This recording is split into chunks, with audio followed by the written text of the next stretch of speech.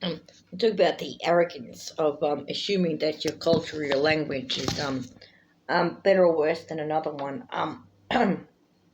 Now that has nothing to do with what you claim to be facts or your interpretation of the same or other, and how um, it really is a reflection of the arrogance that's imprinted upon certain sectors of your community and has nothing to do with actual truth. Okay. In the 21st century, the lingua franca for most of the global community these days is English. And the reason for that is during the late 20th century and the early 20th century, the United States of America in particular propagated inventions such as the television and the internet to the rest of the world, which took it on board as mass media and to this day produce media in their own languages.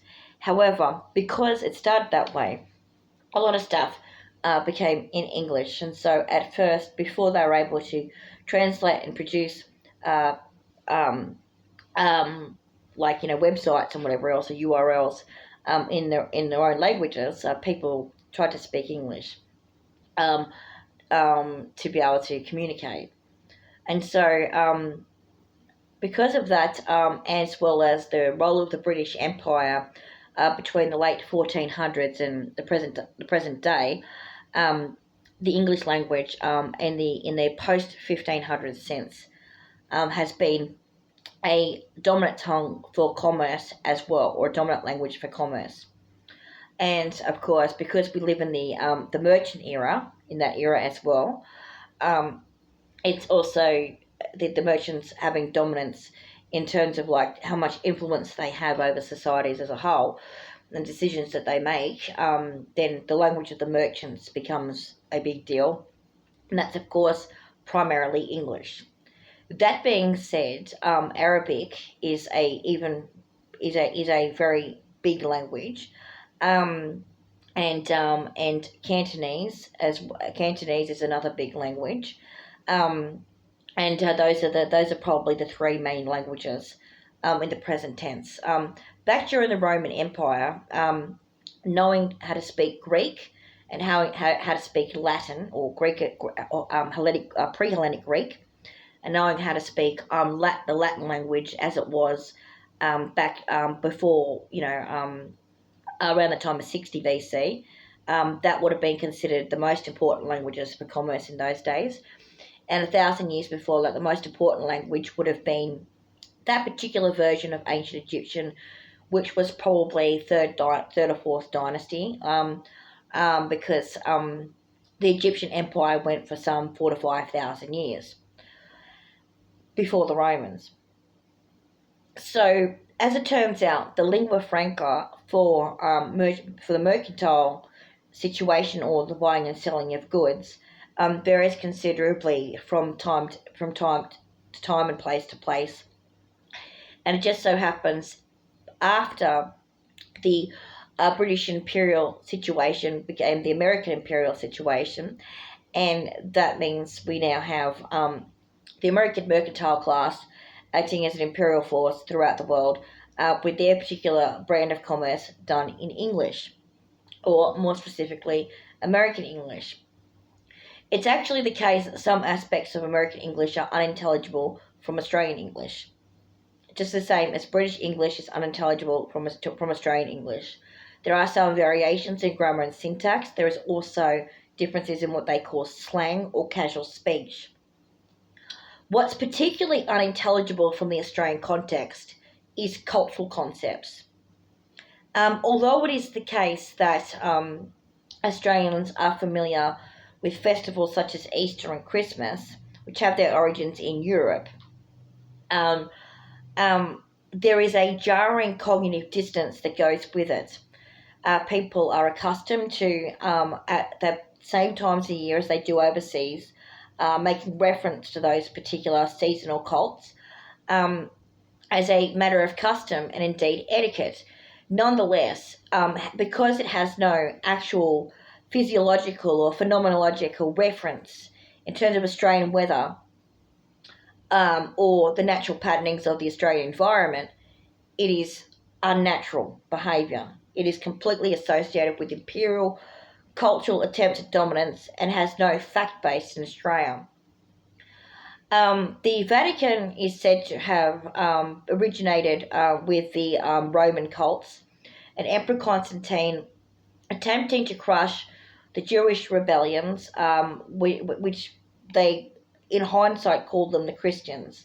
Um, but there were these rebellious groups that were basically engaging in, protest activity against the Roman Empire, and they had particular styles and means of doing it. So, for example, the phrase "turn the other cheek," okay, was actually intended as an insult to a Roman soldier. It wasn't preferring non-violence; it was preferring to insult the Romans. Okay, um, in that particular cultural context, that kind of made sense because the Romans did value fighting and violence. To insult them in that manner would have been an act of rebellion. However, in the 21st century, it is of no value whatsoever. And so, ideas like that come from the Christian religion are of no value at all in the 21st century context. And moreover, because their cultures and traditions are entwined with the weather patterns of the places that they came from, which is nowhere near Australia at all, it's of no value to Australians. It is just a cultural layover that came with the language, that came with the people that came from overseas, and has no the physical bodies struggle to comprehend what that means, because in Christmas the weather's hot, so you can't have Frosty the Snowman. Okay, it followed the same calendar system as you would. Okay, right, he'd be doing it that way. Okay, there's no Frosty the Snowman, doesn't exist. There's no spring or autumn equinox. There's no winter or summer solstice. There's no Wiccan festivals. There's no Christian festivals. There's none of that, because that's not how the weather works in Australia. Not in any part of Australia. And if you travel between different parts of Australia, you find that seasonally the weather is quite different as well. That no part of Australia has exactly the same weather as each other, including in the desert. Got a different spot in the desert, they're not the same as each other as well. And it just makes no sense. Okay, Australia's a continent. It's a very large place. And it's completely and utterly different from Europe. Completely different. It's 20,000 kilometres away to 40,000 kilometres away. No, not 40,000 kilometres, that means it loop right around completely. No, it's 20 to 25,000 kilometres away on the opposite hemisphere, ranging from the northernmost parts of the equator to the southernmost parts, almost within reach of Antarctica. It is a large, large continent with a very, very different set of climatic circumstances, with a huge amount of regional variation. It is impossible for any of the festivals that originate in Europe to have any practical implication in Australia whatsoever. It's impossible for any of them to do so.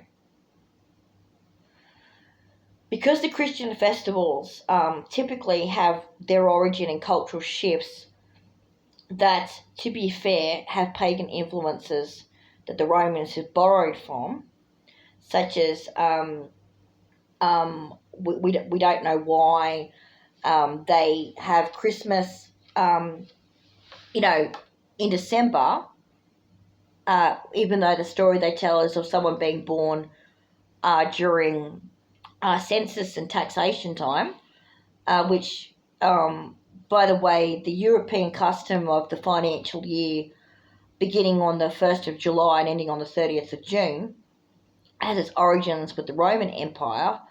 So when people of that era were doing their taxation, their census records, they would have been doing it around the 30th of June, the 1st of July. So that that question that people have of Christmas in July, why isn't it in December, is still relevant. It's relevant. It's relevant even in the European context. Okay, because the story doesn't match the practice, and even there, it doesn't match the practice. They're telling two different stories. Okay, in Australia, it's of no relevance whatsoever, like none. Okay, if you're talking about what they call Sol Invictus, okay, which is the death and rebirth of the sun.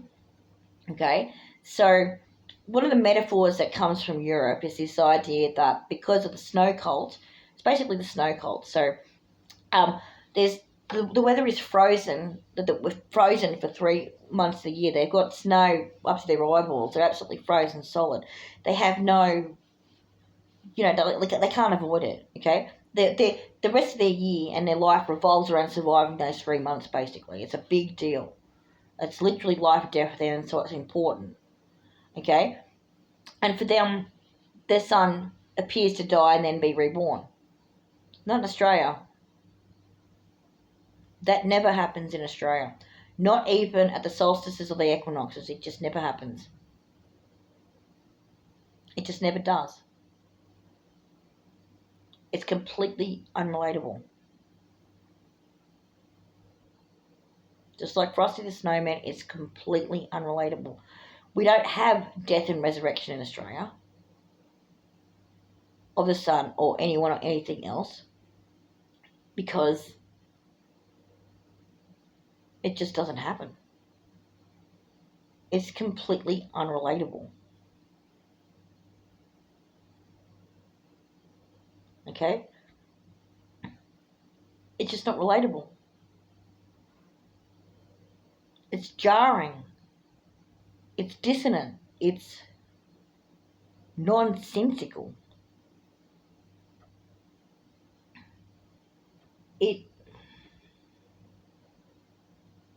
has a whole bunch of people's heads not knowing where they are or who they are,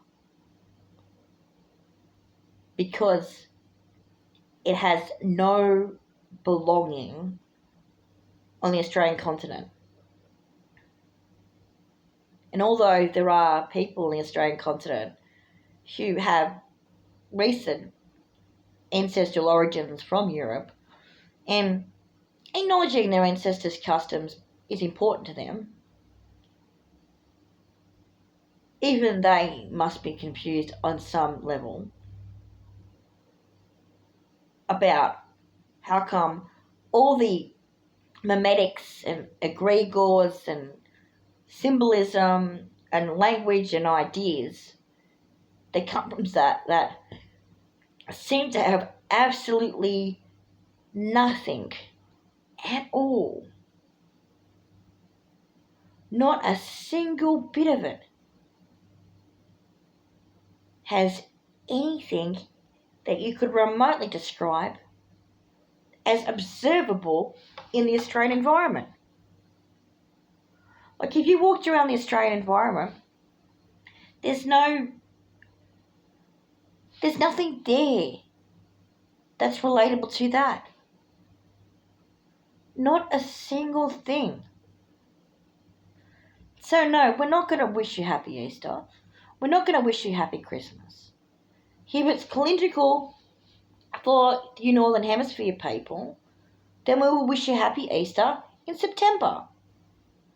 And we'll wish you happy Christmas in July,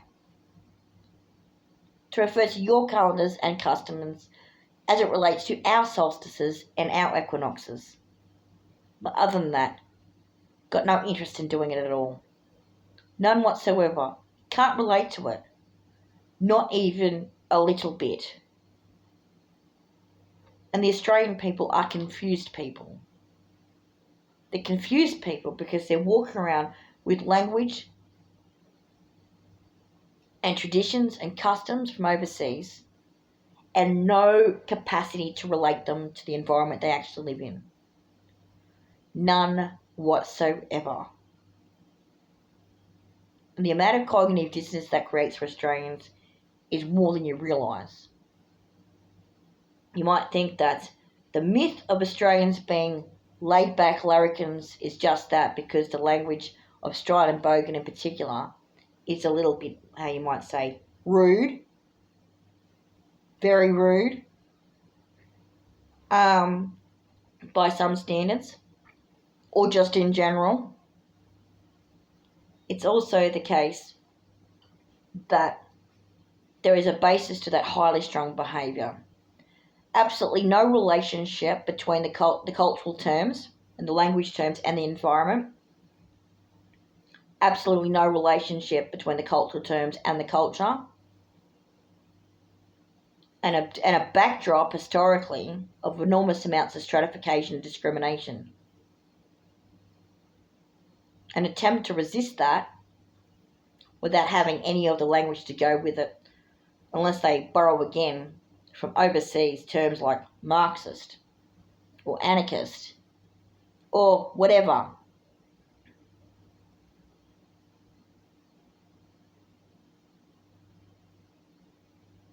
Is it even possible with the so-called English language to come up with a political or philosophical worldview that actually contextualizes the Australian experience, which is plural, not singular? Haven't got one yet. But can observe enormous amounts of anxiety caused for people of all ethnic backgrounds in Australia as they walk around at 35 degrees centigrade temperatures at 2 o'clock in the morning in January, while they take down their Christmas tree and go, "Oh, what a surprise, Frosty the Snowman never showed up." So no, not happy Easter to you. Sick to death of trying to be polite when that polite reference to cultures that are from overseas has not helped anyone here. Okay? It's okay to acknowledge where those cultures come from. Just acknowledge they do come from there. And not here. We're not saying you can't have Easter or Christmas. We're not saying that. We're saying here it doesn't make any sense. Sorry.